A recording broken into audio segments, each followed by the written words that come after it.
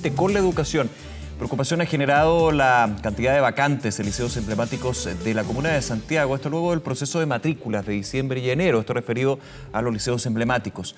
Esto a un día para el retorno oficial a las clases. ¿A qué se debería la situación? Este y otros temas lo analizamos junto al jefe del Departamento de Gestión Institucional de Santiago, Rodrigo Rocco. Rodrigo, muchas gracias por acompañarnos. Buenos días. Muy buenos días. Muchas gracias. Mira, bueno, yo te escuchaba y no puedo evitar partir diciéndote que yo creo que este debate se ha abordado un poco hasta ahora de manera bastante parcial, a partir de unas cifras que tira un diario de la plaza, pero que no tienen contexto ni tienen desarrollo. Nosotros tenemos un fenómeno de baja de matrícula en algunos de los liceos de la Comuna de Santiago. En general, en la Comuna de Santiago, tanto el sector particular subvencionado como el municipal ha tenido una baja también por temas demográficos, de lo que la gente quiere respecto de los temas de seguridad, en fin, la ciudad, por así decirlo. Pero más allá de eso, yo no quiero negar que efectivamente hay un tema aquí de disminución de matrículas, pero que en ningún caso significa que no tenemos los liceos, digamos, funcionando o que tenemos la mitad de las salas vacías. Eso no es así, y de hecho nosotros les respondimos y les explicamos, pero no lo tomaron como idea, que la comparación correcta no es con respecto a los cupos, que tienen que ver mucho a veces con las declaraciones de las resoluciones sanitarias y de infraestructura que permiten que funcionen los establecimientos educacionales, sino que una comparación mucho más correcta es con el año pasado, con la matrícula del año pasado. Y en ese sentido, por ejemplo, el Liceo 1 hoy día tiene más estudiantes matriculados a enero de 2023 que en el año 2022. En el caso del INBAT tenemos más o menos la misma cantidad de estudiantes con la que terminamos el año 2022. No te estoy diciendo que esto sea algo que nos pone del todo contentos. Entiendo. Pensamos que se puede un poco más, un poco menos, pero insistimos en que, por ejemplo, el Instituto Nacional, se ha dicho que el Instituto Nacional no tiene cupos en este momento, en la práctica, marginalmente tiene cupos. Nosotros tomamos como municipio y en conversación con la comunidad del instituto la decisión de reducir en casi 300 el número de cupos, porque queremos avanzar, por ejemplo, a un número de alumnos por sala, por profesor, mucho más razonable, salir ahora, de los 45 Rodrigo, alumnos que están en los decretos. Rodrigo, entonces, esto tiene mucho que ver también con el proyecto educativo, que fue lo otro que le mencionamos al periodista que origina un poco esta noticia, pero no fue considerado, digamos. A ver, mira, quedémonos un segundo en eso, Rodrigo. Sí, creo que es interesante eso porque de hecho... que para tener el contexto amplio y qué bueno mencionarlo así, digamos. Está el dato, evidentemente hay varios elementos a analizar. Primero yo me quería quedar con el último, que lo hemos conversado varias veces aquí en el canal, en el programa. Dentro de las demandas que han existido en los liceos emblemáticos de la comuna de Santiago, de reducir el número de alumnos, por ejemplo. Son cursos que son muy grandes y en algún minuto para un profesor o una profesora se hace una situación muy compleja. Me estoy quedando solamente con una demanda que he escuchado muchísimas veces, con un factor.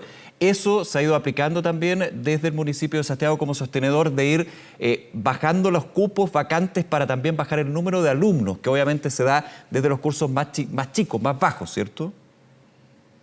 Exacto, mira, pero esto no solo tiene que ver con que para el profesor puede ser más complejo. No, para la convivencia también, evidentemente, el espacio físico. Exactamente, también, y perdona, para el propio estudiante. Sí. Si el problema de la educación es crear vínculo entre el adulto, el joven, vínculo entre el docente y el estudiante, de manera tal que podamos avanzar en los aprendizajes y en la formación.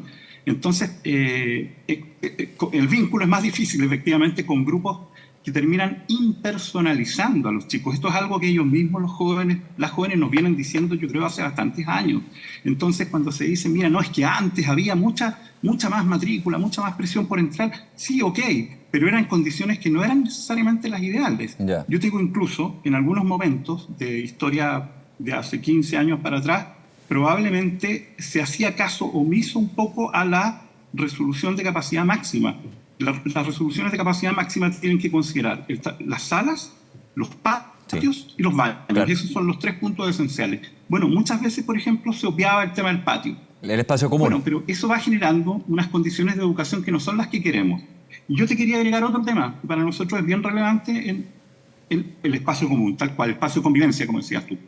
Te quiero agregar otro tema que para nosotros es bien relevante desde el punto de vista educativo, que es la doble jornada. Muchos de estos liceos vienen desde años, muchos años atrás, estamos hablando 20, 30 o más, con una lógica de doble jornada. Es decir, una jornada en la mañana y otra en la tarde. Y tienen un rato muy corto para cambiar. Estamos hablando en el caso del Nacional, hasta hace poco eran 2.000 estudiantes en la mañana y después 2.000 en la tarde con 15 minutos para hacer el cambio. Imagínate el estrés que eso genera en las comunidades, en fin. Pero más allá de eso, el país avanzó en algún momento a la idea de jornada única. Pero en Santiago, desgraciadamente, en la época del alcalde Rabinet y posteriores, no se tomó la decisión de pasar a jornada escolar completa, donde además el país invirtió una gran cantidad de recursos en infraestructura justamente para poder permitir eso.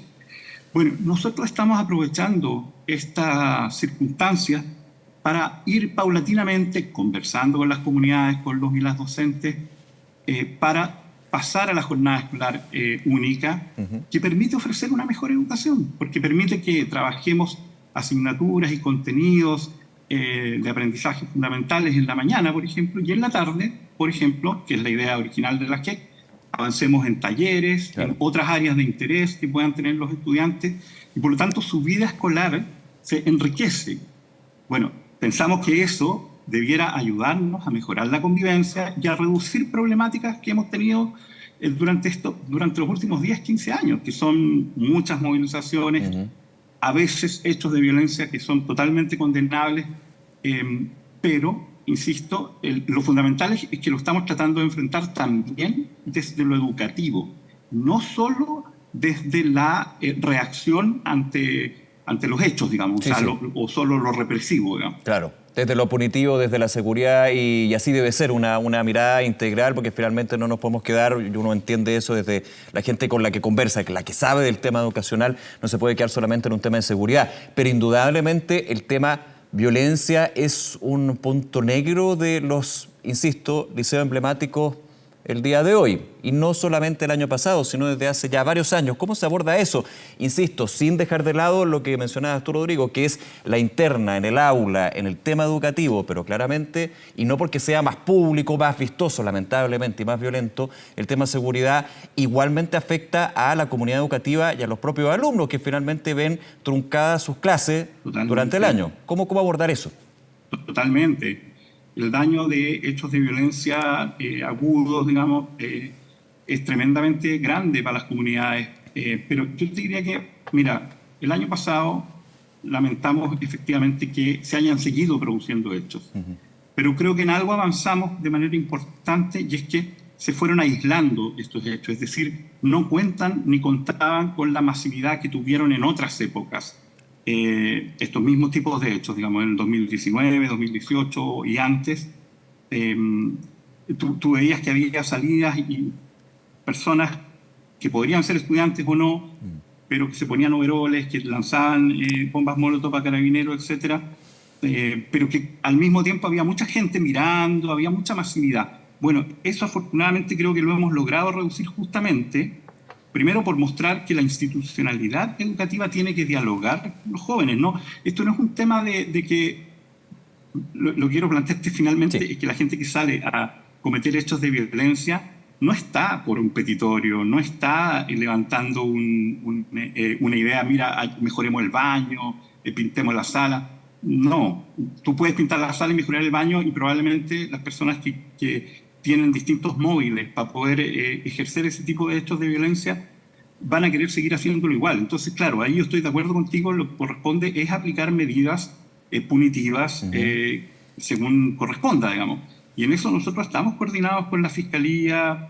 El año pasado presentamos varias querellas criminales porque justamente es inaceptable que alguien crea que puede llegar y tirarle benzina o amenazar con un arma blanca a un profesor o a una rectora, que son hechos que nosotros hemos vivido y que estamos trabajando justamente para que no se vuelvan a producir ni se sigan produciendo. Con esto no digo que se van a acabar de la noche a la mañana, sí, pero pensamos que actuando de manera coordinada, tanto con el Ministerio del Interior, fuerzas policiales, Fiscalía, pero sobre todo también trabajando en lo propiamente educativo, que las cosas funcionen en nuestros liceos. Mira, yo te voy a contar algo que a veces me da un poco de pena, pero nosotros a veces tenemos una planta de funcionarios asistentes de la educación bastante envejecida. A veces no tenemos todos los funcionarios, a pesar de que están en la planilla de sueldos, que estén trabajando, por ejemplo, para asegurar bien el aseo, la limpieza. Y eso obviamente repercute también, pero repercute en que los chicos, los mismos docentes, en fin, sienten y ven, oye, aquí no están las cosas bien. Entonces, estamos tratando de resolver esos temas. Es que muchas veces es un círculo vicioso, Rodrigo. Voy a preguntar, esto es una pregunta, yo no tengo la certeza, pero una planta también que podría buscar a nuevas personas para trabajar en estos establecimientos educacionales, pero al ver lo que sucede con estos hechos de violencia, insisto, de grupos muy chicos, pero muy radicalizados, dice, trabajar ahí no sé si es la mejor opción. ¿Eso pasa o ha ido pasando? Mira, yo diría que es marginalmente. Marginalmente uno escucha a veces ese tipo de opiniones, pero mira, esta semana, perdón, hace 2 días atrás despedimos en una ceremonia a 35 asistentes de la educación que llevaban 5 años esperando su bono de incentivo al retiro, que es justamente una política pública que se hizo para ir renovando las plantas. Claro. Entonces, esas mujeres que ya reconociendo la trayectoria, están muy pasadas de la edad de jubilación, ya no pueden, por ejemplo, subirse a una escalera y cambiar una ampolleta. Lógico. No tienen la misma energía para hacer labores de aseo o lo que sea. Y bueno, creo que en eso, como te digo, nos estamos haciendo cargo de un cierto pasivo también. Cuando yo te digo 5 años, quiere decir que hay muchas cosas que fueron fallando en el tiempo y que hicieron que esas personas no se retiraran cuando correspondía. No te digo que las cosas se van a resolver de la noche a la mañana, pero nos estamos haciendo cargo de empezar a generar soluciones. Y que me alegra mucho lo que tú dijiste, los temas están conectados. Están conectados. El tema de la planta docente, el tema de la planta de asistentes de la educación, está conectado con los temas de infraestructura y mantención. Eso está conectado con la calidad de vida de los estudiantes. En fin. Sí. Ahora, perdona que quisiera pasar un último aviso. Aquí yo escucho mucho, no, es que los liceos ya no son lo mismo de antes. La juventud ha cambiado. La educación también tiene que cambiar. En eso quizás estamos un poco más atrás. Pero yo digo, el año pasado, las chicas y chicos de octavo básico, por ejemplo, del Instituto Nacional, ganaron las Olimpiadas Nacionales de Matemáticas. Todos fuimos testigos, porque salió en muchas noticias que un grupo también del Instituto Nacional, en este caso, estuvo dentro de los 8 mejores grupos de debate escolar de habla hispana del mundo. Entonces, esto de la decadencia, yo creo que también hay gente que quiere como instalar un poco esta idea, en vez de ayudarnos a que hagamos el cambio educativo que hay que hacer. Ahora, lo que pasa, Rodrigo, que muchas veces lo que hacen esta crítica son exalumnos de estos liceos. Por ejemplo, el Instituto Nacional, y ahí uno dice, bueno, es gente que sabe que estuvo en esa aula. A ver, yo creo que el tema de la medición de resultados y de logro, evidentemente, ha ido cambiando con el tiempo en el sistema educativo. Muchas veces, y es parte del... Voy a poner el ejemplo del Instituto Nacional, pero podría hacerlo con otro de todas maneras. La PSU, bueno, ya no es PSU, pero la medición, digamos, para llegar a la educación superior. Claramente ha habido un cambio en términos del número, pero antiguamente el Instituto Nacional se sabía que efectivamente era una puerta para llegar con excelencia a la educación superior y para chicos que tienen una situación de vulnerabilidad, tener las puertas bastante más abiertas, digamos. Esa es una medición, insisto, no es la única, pero claramente había un cambio. Sí, pero ese dato, por ejemplo, es muy importante. Aquí no se trata solo de puntajes, se trata sobre todo si los chicos o chicas pueden acceder a la educación superior eso. En las áreas que son de su interés. Nosotros estamos haciendo ahora ese análisis con el DEMRE. Ahora bien, yo vi ahí que un connotado economista de la plaza sacó un Twitter diciendo, mira, en el ranking del año 2005 el instituto estaba aquí y ahora está acá. Pero después vi también a un metodólogo y estadístico que le respondió diciéndole que este año los y las estudiantes del Instituto Nacional y de varios también de nuestros otros establecimientos tuvieron un desempeño comparativamente con el sector particular pagado que no es malo. No es malo. Entonces, quiere decir que esos chicos están aprendiendo y están desarrollando sus capacidades también. Este año, por ejemplo, mira, sin ir más lejos, están invitadas a México una profesora de biología y sus estudiantes del Liceo 1, del Liceo Javiera Carrera, para una feria científica internacional. En el INBA el año pasado tuvimos varios campeones nacionales de lucha libre, tenemos campeones en básquetbol, en fin. O sea, hay un conjunto de capacidades y cosas que están pasando en nuestros establecimientos que, como bien dices tú, la sociedad chilena, en este caso a través de la educación pública de Santiago, le está ofreciendo esto a chicos y chicas que de otra manera probablemente no tendrían esas oportunidades. Entonces, yo siento que lo que tenemos que hacer es más que solo sentarnos a lamentar o pensar. Tú mencionaste a los exalumnos. A veces algunos exalumnos piensan como ellos vivieron el colegio. Pero el como ellos lo vivieron no tiene por qué ser el como lo vivimos y tenemos que vivirlo ahora.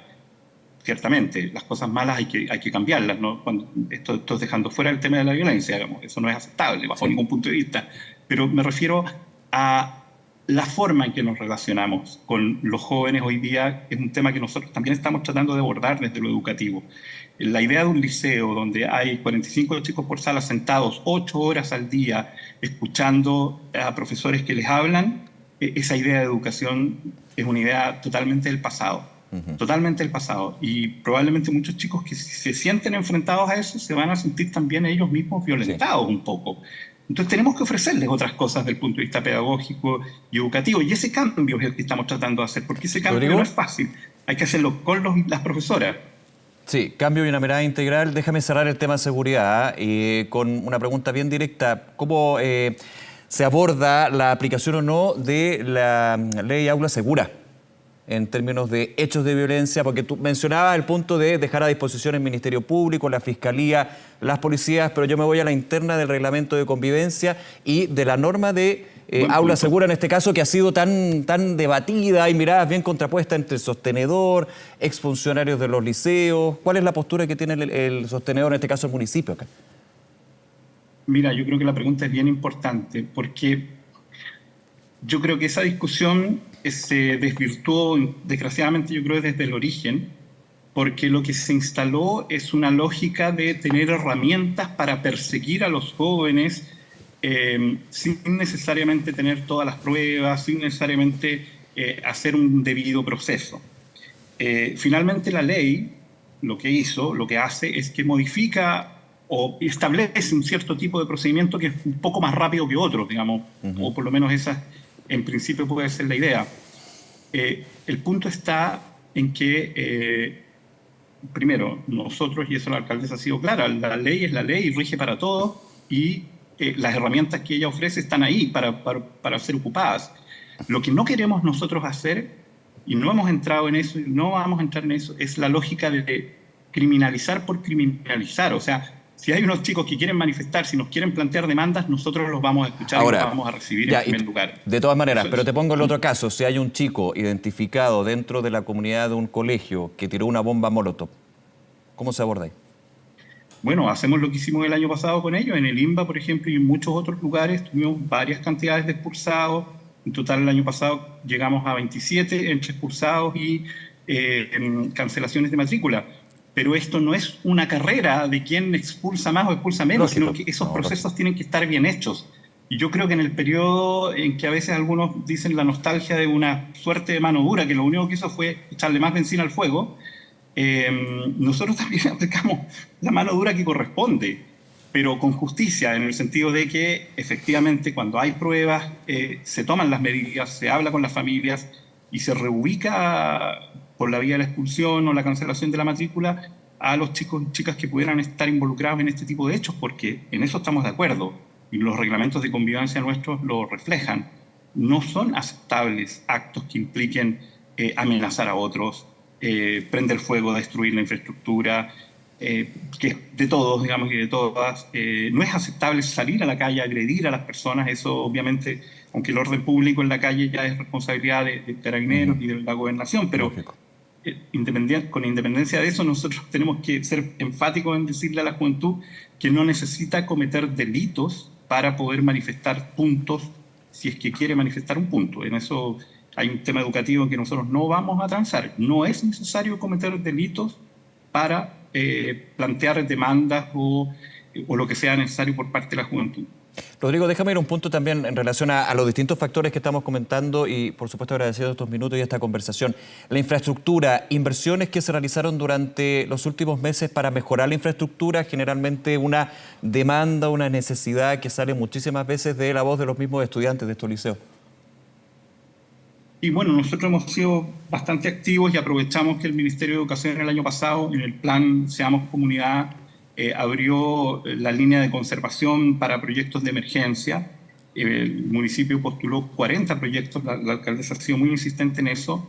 Llevamos ya 18 aprobados y estamos digamos, en la iteración para mejorar y ajustar los otros que falta por aprobar, para los otros 22, para completar estos 40, para ir en ayuda de urgencias de infraestructura de 40 de nuestros 44 establecimientos. El municipio de Santiago administra 44 establecimientos públicos, varios de ellos son liceos, pero también tenemos una gran cantidad de escuelas donde pasan cosas muy interesantes, muy bonitas, además desde el punto de vista educativo. Sale menos en la tele, pero hay cosas muy lindas ahí desde el punto de vista docente, pedagógico. Cierro el paréntesis diciéndote que a partir de esos proyectos y de otras inversiones de recursos por parte del municipio, de lo que es el plan de mantención del año 2023, que tuvo y está teniendo hoy día una fase muy intensa digamos, en el verano, nosotros estamos invirtiendo una gran cantidad de recursos. Yo te diría que solo en términos del plan de mantención, desde diciembre a la fecha son más de 300 millones de pesos en distintos arreglos, ajustes, aseos. Ahora, con la dificultad, perdona Rodrigo que te interrumpa, con la dificultad me imagino de esa mantención con estructuras, con edificios que son históricos pero que tienen muchos años, entonces la mantención se hace más costosa con el paso de los años porque también los materiales, el paso de la vida, digamos, o sea, eso es bien complejo también de abordar. De acuerdo. Bueno, es ahí donde estamos también planteándonos ahora para este año una segunda fase de formulación con las comunidades educativas de proyectos de remodelaciones ya más ambiciosas, como puede ser el caso, por ejemplo, del Liceo Munatiqui. En el mismo instituto Instituto Nacional, tenemos una alianza con la Facultad de Arquitectura y Urbanismo de la Chile, donde se está generando un proyecto, una idea, que eso tiene que verlo la comunidad y después, obviamente, se le puede presentar a los organismos del Estado, que implique justamente un poco lo que dices tú, cómo esta infraestructura histórica del país se renueva, pero al mismo tiempo se conserva. Yo creo que es algo que el país se debe a sí mismo, porque claro, cuando hay una mantención que no se hace durante mucho tiempo, finalmente la infraestructura se deteriora y reemplazarla es mucho más caro. Nosotros estamos tratando, como te digo, de resolver los problemas sistémicos. Esto que yo te decía de que a veces tenemos un personal que pide mucha licencia porque ya no tiene edad para trabajar, etcétera, es algo que estamos efectivamente preocupándonos de que no haya ni abusos en eso, ni que se pueda seguir teniendo personas que ya no tienen la edad para trabajar, que no pueden jubilar. Insisto que son soluciones que van desde distintos ámbitos, pero convergen en lo mismo, digamos, en poder ofrecer una educación pública de la mejor calidad y en las mejores condiciones, que son las que el país se merece, digamos, y que son las que los chicos... ¿Sabes que nosotros en Santiago recibimos de nuestros cerca de 14.000, 15.000 liceanos, el 80% viene de otras comunas de la región metropolitana? Claro. Santiago recibe estudiantes, el año 2022 recibió estudiantes cuyos grupos familiares pertenecen a 218 comunas del país. Entonces, Santiago tiene, por razones naturales, una cierta proyección nacional. Creo que es importante que tomemos conciencia de eso, porque no es solo la educación para la comuna lo que estamos resolviendo cuando resolvemos un problema en Santiago. Rodrigo Rocco, jefe del Departamento de Gestión Institucional de Santiago. Muchísimas gracias, Rodrigo, por conversar, por analizar también dentro de las distintas aristas que tiene el tema de educación, que finalmente el centro también aquí a debatir. Muchas gracias nuevamente, que tengas buen día. Bien, gracias a ti por el espacio. Muchas gracias. Hasta luego, gracias. Buen día.